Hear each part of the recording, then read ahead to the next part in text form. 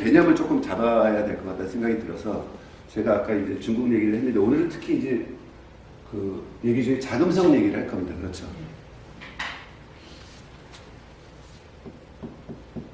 자금성 얘기를 하는데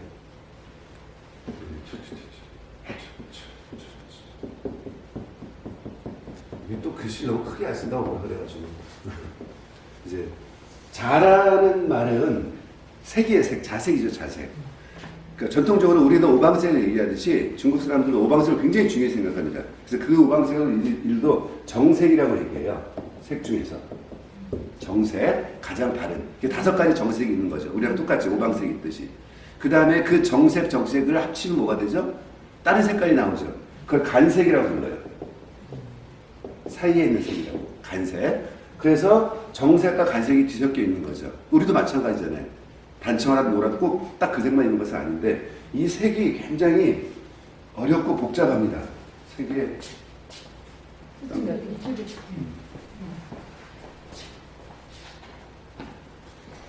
그래서 그 중에서 우리가 제일 좋아하는 색 중에 그다음 중국의 색 중에 제일 좋아하는 색이 자색이에요. 자색. 자색. 예, 보라색. 청색과 남색 아니다. 홍색과 청색 사이에 있는 이 간색이 자색인데 이 자색이 중국 사람이 가장 좋아하는 색이에요. 원천적으로는 이 자색은 도교에서 나오는 색입니다. 그러니까 신선의 색이에요. 가장 이상적인 신선의 색이에요. 어떤 그 상층 가치 있는 색이에요. 그래서 도교의 신선들이 입고 있는 옷은 자색이죠. 그래서 이 신선을 뜻하기 때문에 선생님들 저희 가셨는데 칠국에 가니까 연못이 있잖아요. 그 이름이 뭐였죠? 자연이었잖아요. 그쵸. 칠국, 연지, 자연이죠. 근데 거기 뭐라고 써요, 설명서가?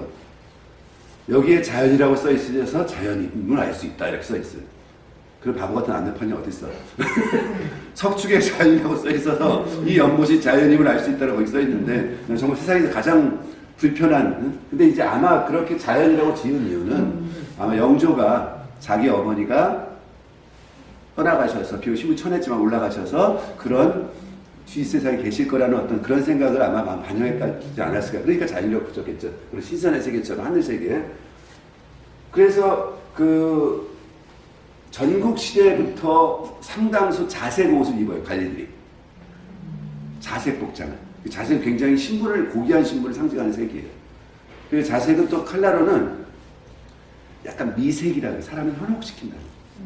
미혹이라고 그러죠. 사람을 약간 그래서 뭔가 모호한 분위기를 만드는 색. 그래서 석양, 해가 질 때 등장하는 색 중에 하나가 자색이에요. 석양에 제일 처음에 자색이 먼저 등장을 해요.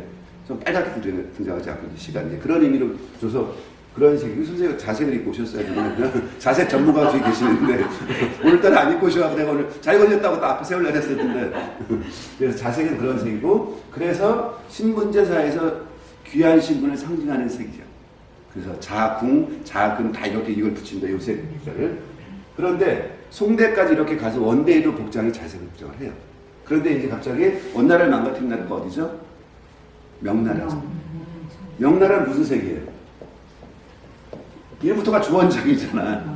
주원정. 이들이 들고 나온 게 뭐야? 홍건정이잖아요. 빨간 깃발. 이들은 홍색이 중심인 거예요. 그래서 간색이 아니라 정색인 홍색을 중심으로 나라를 다시 가야 된다. 그래서 명나라의 색은 홍색이 홍색. 붉은색. 원래 홍건정. 여기서 나오기 시작. 그래서 주색이 명나라에 와가지고는 자색이 복장에서 사라졌어요. 자색이. 그랬다가 다시 청나라가 온 거죠. 그래서 주씨에서 뭐가 됐어요? 여러분 아는 이제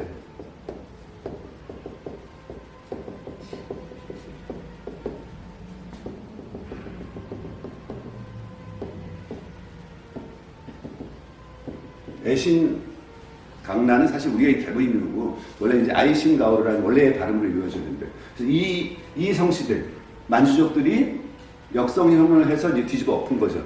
나라 자체를. 그래서 약간 여기에 오해가 있어요. 이 만주족 중에 누군가가 자기는 김씨에서 왔다 신라에서 그래서 우리가 이 말을 가지고 막 한 거예요. 신라가 여기 있잖아요.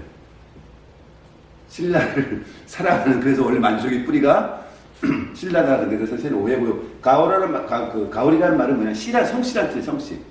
그러니까 애신씨예요. 애신씨. 아이신씨. 그러니까 어쨌든 요 성씨가 다시 중국의 주인이 되면서 역사운동을 하면서 주색을 다시 자색을 찾았어요. 그래서 자색이란 말이 자 우리가 생각할 때 하늘의 궁전이 뭐죠? 잠이원이잖아요. 그러니까 잠이원에서 온 거거든요. 그러니까 그 하늘 세상이 그대로 땅에 구현됐다는 의미고 거기를 함부로 들어가지 못하니까 막은 거죠. 그 자금성의 개념 이런 개념이 있는 거죠. 자금성의 개념. 그래서 자색이 갖고 있는 상징적 가장 최고의 신선의 세계 하늘색이라는 의미를 황제의 공간으로 만들고 그리고 다시 이제 그동안 명나라 때 바뀌었던 홍색을 다시 자색으로 찾았다. 이게 자금성은 그런 의미를 가지고 있어요. 그래서 최고의 황제의 공간이라는 뜻이죠. 그 중에서 가장 황제의 공간이라는 뜻이고 그래서 이 시기에 중국을 이 자금성이 선생님 어떻게 배우셨죠? 1420년 완공이 됐다. 막 그랬죠. 안 들으셨나? 우리 저 중국의 경복궁보다 더 늦게. 한동안 오해는 좀 있었죠. 그렇죠. 한동안 이제 오해가 있었는데 뭐냐면 자 중국은 위로는 무슨 강? 황하. 그쵸? 중간에 뭐가 있죠? 엄청 긴 강, 장강. 그쵸? 우리가 흔히 양치강이라고 부른다고 그랬었고 그렇죠. 이 장강을.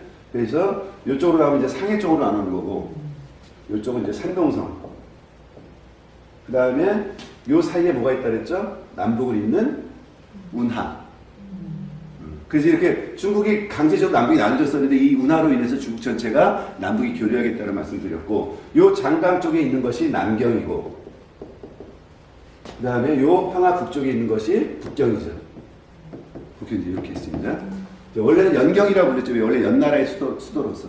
그래서 명나라를 건설하고 나서 그때 우리 잠깐 이제 원래 다음번에 하긴 할 건데 이제 다시 해보면 뭐냐면 주원장은 여기서 황제가 됐어요. 명나라 건국했죠. 1368년에 여기서 황제가 돼서 건국을 하고 나서 자기의 황태자가 죽죠. 첫째 아들이 죽어요. 황태자가. 그 황태자가 죽었을 때 우리가 나라를 건국하고 이름을 바꿔달라고 찾아간 거죠. 조선과 뭡니까? 화령 두 개를 들고 와서 이름 바꿔주소 했을 때 그때 황태자가 죽었을 때예요. 그러니까 나라에 정신이 없지 지금. 그러니까 사실 우리의 의도를 면밀히 살펴볼 이유 없이 대략 우리가 의도했던 방향으로 야 조선으로 해 이렇게 넘어온 거죠. 나라 정신이 없으니까. 그리고 나서 동생인 아들인 손자 권문제가 이제 주원장이 죽고 나서 황제가 됐어요. 권문제가 황제가 되고 나니까 주변이 너무 많아. 뭐가 많아? 자기 삼촌들을 좀 처리해야 되는 거예요. 곳곳에 흩어져 있는 분봉대에서 각각 지역에서 왕노릇을 하고 있는 자기는 황제니까 이 삼촌들을 하나씩 불러서 제거를 합니다. 그 자기 존재를 위해서. 그런데 나머지 다 슬그머니 불려서 다 죽었는데 그 유명한 연왕으로 있던 우리가 주체 북경에 있었던 영락제 나는 이거 그냥 가면 죽을 것 같거든요. 내친 김에 전투를 벌이는 거죠. 그래서 이 전투에서 처음엔 권문제 쪽이 훨씬 유리했어요. 그런데 이 조카가 자기 삼촌들 많이 해하다 보니까 좀 마음이 불편했던 모양이에요. 그 부하들에게 야 좀 살살 싸워라. 응? 너무 크게 스크래치 나지 않게 이렇게 얘기를 한 거죠. 그러니까 살살 싸우라는 명령을 받은 군대와 여기서 죽는 순간 모든 게 다 끝나버리는 군대는 확연히 다른 거죠. 그래서 결국 영락제가 여기까지 들어와가지고 이제 남경을 점령하고 그래서 건문제는 자살했다는 얘기도 있고 그때 주원장이 비밀 주머니를 줬대요. 그 비밀 주머니 안에 있는 내용이 뭐냐면 면도칼과 돈과 스님 옷이 있어서 머리를 깎고 돈을 들고 스님 목장하고 튀었다. 이런 설이 있는 거죠. 어? 그래서 펴가지고 어디까지 갔다 동남아까지 갔다는 얘기가 있어요. 그래서 주원장이 영락제가 임금이 된다, 황제가 된 다음에 대원정을 가는 겁니다.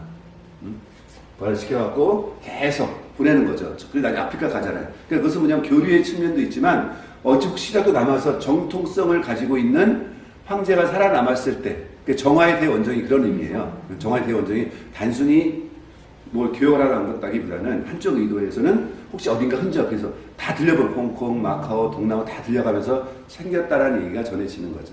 왜 그 얘기가 신빙성이 있냐면 그러면 계속 그 다음에 계속 동방대원정을 해서 전 세계적인 어떤 대항해 시대를 맞이하는 국가가 돼야 되는데 좀 하다 말아버려요.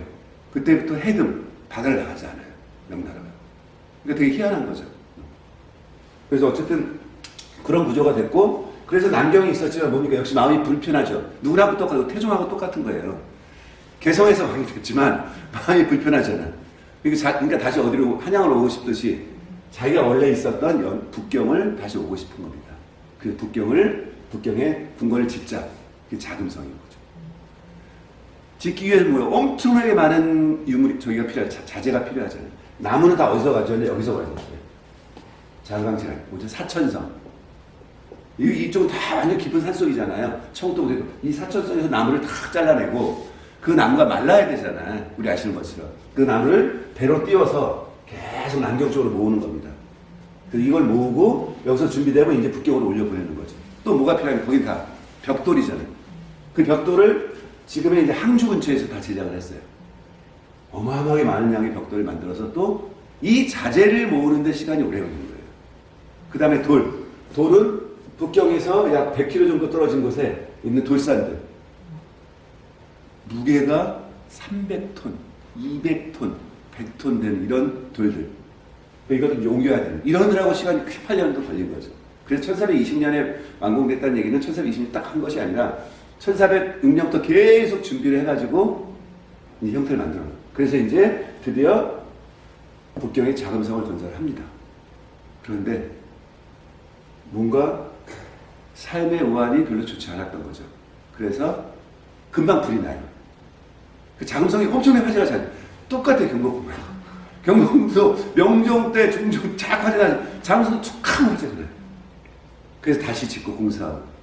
결정적인 화재의 마지막은 뭐죠? 바로 명나라 멸망할 때. 자, 이자성 군대 거기를 차지하고 있었다가 이자성의 농민 반란군이 거기를 점령하고 있다가 청나라 군대가 들어오니까 쫓겨나가죠. 쫓겨나가면서 완벽하게 불을 지르고 갑니다. 그 불질러진 다 타버린 자금성을 청나라 군대가 들어와서 다시 건설하는 거예요. 그러니까 지금 우리가 보는 자금성은 청에 의해서 대부분 만들어진 거죠. 물론 명대의 흔적도 남아있지만 사실 대부분. 또 청 때도 불이 자주 나요. 그러니까 그것도 역시 이제 좀 수리해 가면서 이제 그렇다고 보시면 되겠습니다. 그래서 경복궁과 마찬가지로 똑같이 그런 우여곡절의 변화가 있던 곳이 바로 어디다? 자금성이다. 그래서 명때는 이제 그렇게 지나갔고 드디어 이제 뒤를 이야기해서 이제 청나라의 황제들만 잠깐 훑어보시죠. 아까 얘기했던 이제 애신강나시 그들의 신화도 똑같아요. 까마귀가 뭐 가다가 뭘 먹어서 알을 탁 뱉었는데 그래서 나온 게 애신강나예요. 그래서 그게 시작이다 이런 거. 시조는 뭐야? 쭉 가다가 잘 아시는 것은 누구죠? 여러분들 누르하치 기억나시죠? 자, 누르하치가 후금을 건국하고 그 다음에 그 아들이 누구죠? 홍타이지, 그렇죠? 홍타이지가 드디어 어디 우리로 하여금 그 병자호란의 주역이 돼서 들어옵니다. 홍타이지가. 그래서 홍타이지가 들어왔을 때 홍타이지의 형제가 있어요. 그 형제가 도르곤입니다. 도르곤. 이 도르곤이 누구냐면은 소현세자가 북경으로 끌려가죠. 심양으로 끌려갈 때 대리구관 대장. 그래서 그 소현세자를 붙잡고 그 도르곤인이 소현세자랑 거의 동갑이에요, 나이가. 같은 또래인데 하나는 이제 승리양군의 대장이고 하나는 끌려가는데 인조가 지금 서운원까지 쫓아갑니다.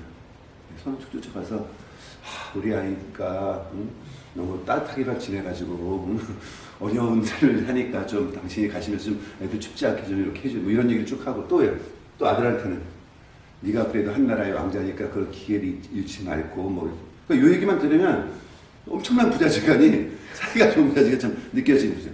그게 도르곤이 데려가는데 이 홍타이지가 이제 뇌출혈로 죽어요.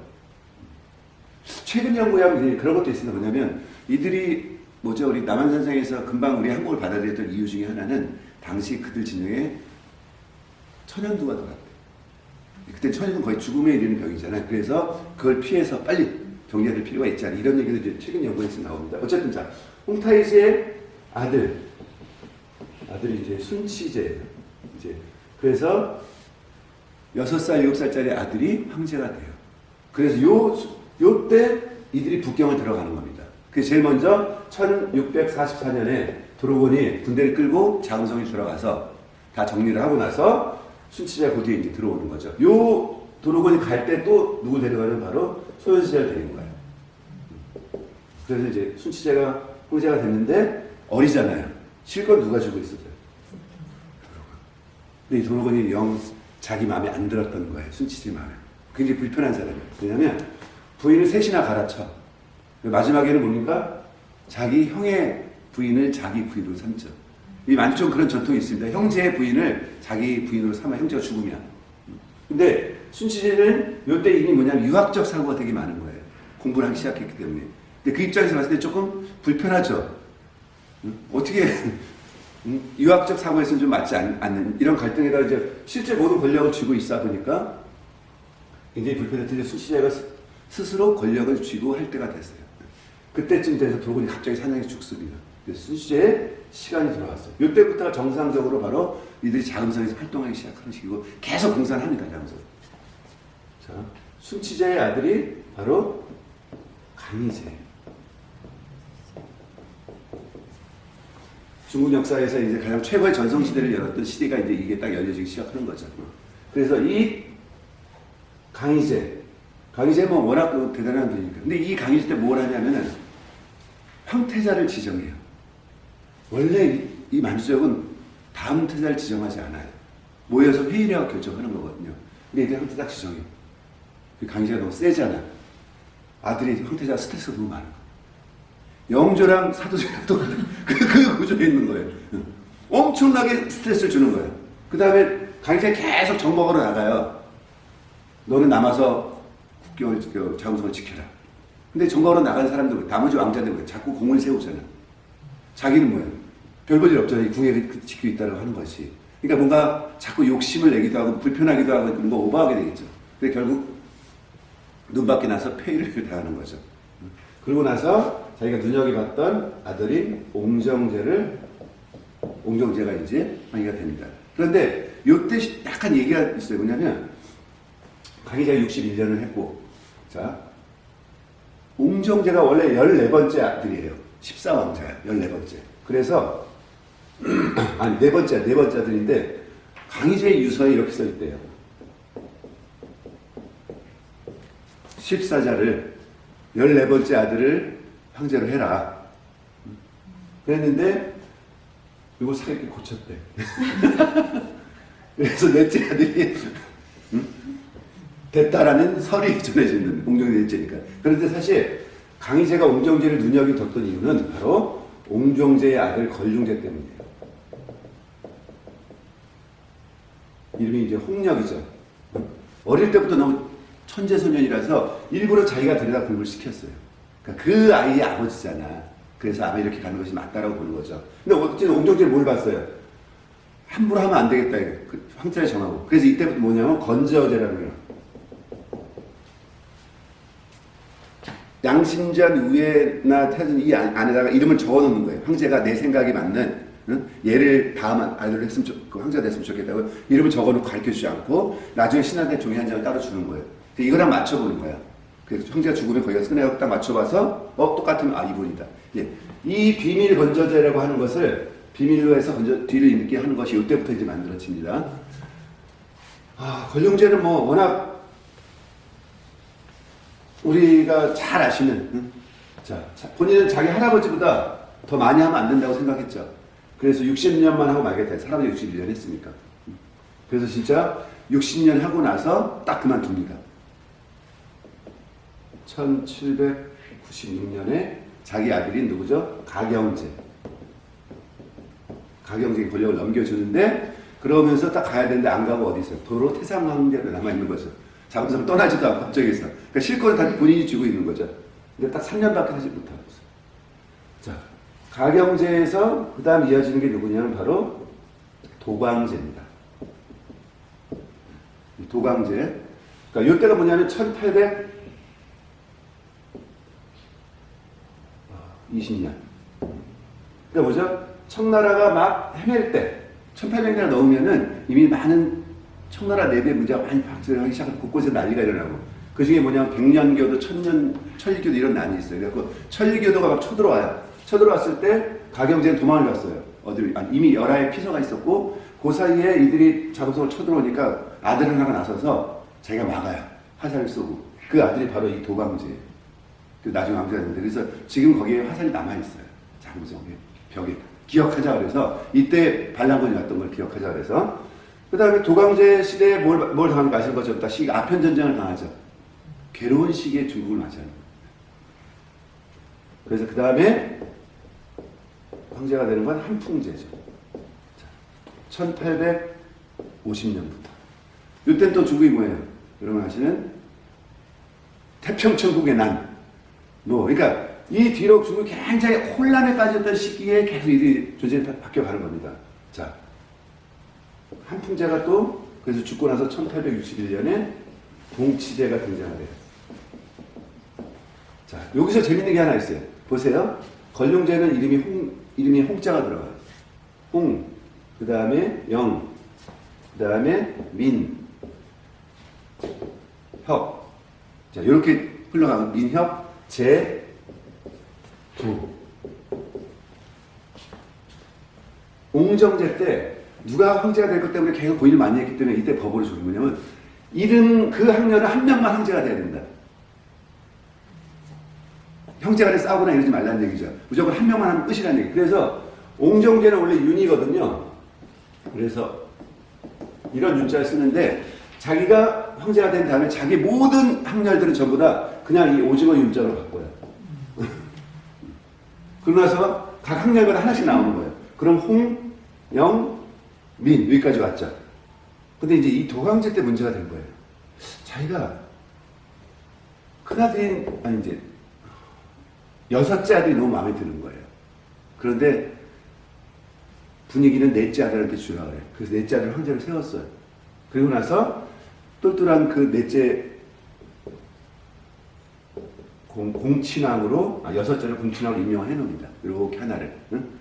자, 한풍제가 금방 죽죠. 10년 만에 죽잖아요. 어디서 죽느냐고 하면 바로 열하에서 죽어요. 이 한풍제의 부인은 아니고 귀인, 정비가 누구냐면 바로 서태후였던 거죠. 서태후가 바로 자기 아들이 동치제예요. 자기는 왕비는 아니었지만, 귀인이었지만. 근데 갑자기 열하에서 죽으니까 자기 아들이 뭐예요? 황제가 됐잖아요. 그런데 한풍제가 죽으면서 뭐라 하냐면 절대 저것들이 수렴청정 이런 거 못하게 하고 내가 임명한 8명의 대신들이 이 황제를 잘 고피라라고 명을 내렸는데 그들이 그렇게 하겠습니다 오고 있을 때 먼저 서태후가 싹 와갖고 여기 있었던 똘똘한 공친하고 손을 잡고 모든 것을 어떻게 한다? 우리가 수렴청정을 하겠다. 그러면서 동태후와 서태후가 둘이서 수렴청정 시대를 딱 가는 거죠. 허수아비의 시대. 이 어린 동치제를 두고. 그래서 동태후, 서태후가 둘이서 권력을 쥐고 휘두르는데 동태후는 사실 좀 점잖은 성격이 잘 안 나서는 거고 실제 권력은 누구냐고 서태후가 쥐는 거죠. 이 동치제 너무 어린데 왕이 됐잖아요. 그러니까 어느 정도냐면은 6살 때인가 이렇게 밖에 나갔는데 하드 이렇게 아이스케이크 같은 거 파는 사람들이 있더라고요. 근데 그 사람이 딱 봤더니 너무 고귀해 보이는 사람이 와서 먹잖아. 그 돈을 달라는 말을 못한 거예요. 그래서 자기도 그게 돈을 내는 건지 몰랐던 거야. 그냥 가서 빙수를 딱 먹었는데 가만 봤더니 사람들이 돈을 내고 가더라는 거야. 이렇게 쳐다봤더니 그래서 야, 쟤 왜 돈을 내냐 했더니 저 사람도 이거 팔아서 얼마씩 먹고 사는 사람들이 근데 나한테는 왜 안 받아? 모습이 이래서 말이 못한 모양입니다. 이거 미안하다. 야, 너 내가 저기 써줄 테니 가서 은 500냥을 줘라. 세상 문제가 없이. 그 얘기 동태하고 듣고 야, 너 씨 무슨 말도 안 돼 그런 짓을 했어. 라고 하지만 그래도 네가 한 약속인데 어떻게 은 500냥을 다시 내줬대요. 그리고 나서 앞으로 그렇게 하지 말아라. 근데 너무 어린 데다가 2명의 할머니, 이 어머니 등살에 힘이 들었는데 묘하게도 요때 동치중흥이라고 굉장히 청나라가 이때 뭐냐 청나라가 아낌에서 다 깨지고 나서 야 양무운동하자 새로운 거 배우자 이러면서 이홍장이라든지 이런 사람이 막 등장할 때 자기 의지와 상관없이 그리고 나서 이제 죽죠. 누가 죽어요? 동치제가 이제 죽었어요. 그러면 원래대로 하면 어떻게 돼요? 부자가 와야 되잖아. 그때 이제 서태후가 피곤한 거야. 저길 가기가. 여긴 자식이 없으니까. 그래서 한풍제의 다른 형제의 아들 하나를 그 아들이 자기 여동생이 낳은 아들이거든요. 그 아들을 황제로 딱 갖다 껴놓은 거죠. 사촌이 돼버린 거지. 동시에 그 아들이 누구냐? 바로 광서제예요. 여러분 아시는 것처럼 서태후한테 엄청나게 휘둘리고 고생하다가 나중에 변법 자강운동하면서 좀 이겨오려고 하다가 결국 끌려가서 감옥에 가둬버리고 막 이랬던 시기에 그러고 나서 그 광서제가 여기 다시 무슨 자 돌림이에요? 다시 제자 돌림이 와버렸잖아요. 그래서 광서제가 죽고 나니까 마지막에 들어간 게 뭐죠? 바로 다시 부자문으로 들어간 거죠. 선통제라고 부르는. 그래서 그게 마지막 한 게 부의잖아요. 그러니까 이제 이런 이제 우여곡절 속의 과정들이 전부 어디서 자금성 안에서 다 일어난 겁니다 지금. 저희가 오늘 이제 이 얘기를 하려고 제가 그래서 이제 요 전체 흐름을 나중에 저희가 이제 뒤에 종사를 다시 하면서 정리를 다시 하겠지만 크게 이런 흐름으로 여기 다 헤쳐나요. 되게 단순하죠. 우리처럼 20명씩 있는 것도 아니고 불과 200년밖에 되지 않았으니까 이 정도 흐름 속에서 있었다. 그리고 요 얘기가 이 얘기는 계속 튀어나와요. 그러니까 이제 요걸 한번 기억을 하시고 다음번에도 같이 기억을 하시면 될 것 같습니다.